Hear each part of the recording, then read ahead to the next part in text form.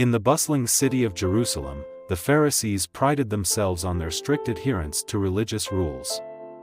They were seen as the holy ones, the keepers of the law. One day, they noticed Jesus' disciples eating without first performing the ceremonial washing of hands. Outraged, they confronted Jesus, saying, "Why don't your disciples live according to the tradition of the elders instead of eating their food with defiled hands?" Mark 7 verses 1-5. Jesus looked at them and responded with words that cut to the heart. Isaiah was right when he prophesied about you hypocrites, as it is written, "These people honor me with their lips, but their hearts are far from me. You have let go of the commands of God and are holding on to human traditions." Mark 7 verses 6-9.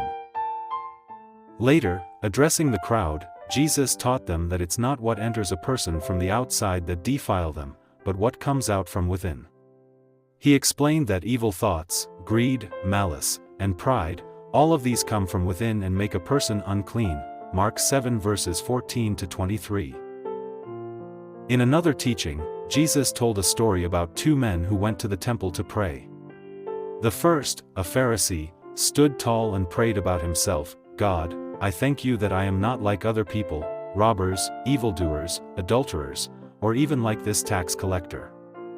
I fast twice a week and give a tenth of all I get." Luke 18 verses 9-12. His prayer was filled with pride, boasting of his religious deeds. But the second man, a tax collector, stood at a distance.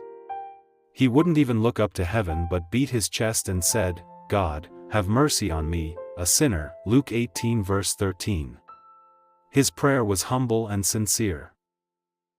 The Pharisees were religious leaders who were well respected in Jewish society for their strict adherence to the law of Moses.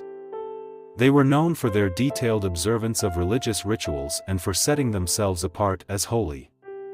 In the parable, Jesus describes a Pharisee who goes to the temple to pray. The Pharisee's prayer is filled with self-righteousness and pride.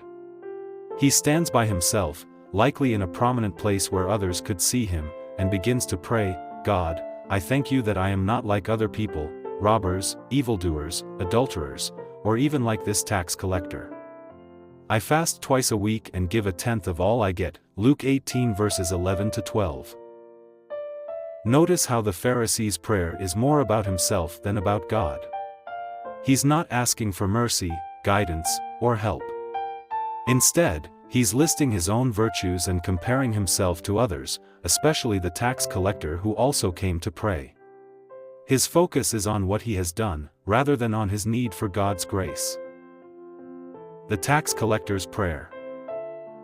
In stark contrast, Jesus introduces a tax collector who also goes to the temple to pray.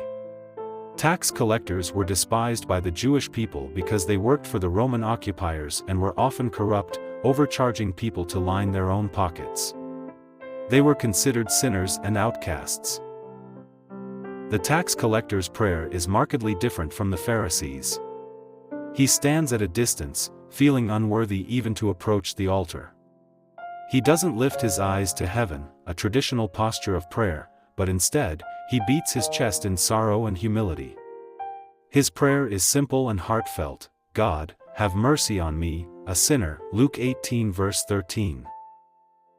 This man recognizes his own unworthiness and sinfulness. He doesn't try to justify himself or compare himself to others. He simply asks for God's mercy, acknowledging that he is in need of forgiveness and grace. Jesus' verdict.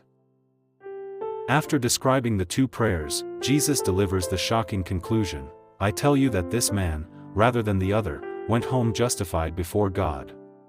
For all those who exalt themselves will be humbled, and those who humble themselves will be exalted." Luke 18 verse 14. These stories are to equip us in our journey of faith. This is for us to know, to love and to serve our Lord Jesus Christ. Thank you. Please subscribe for more.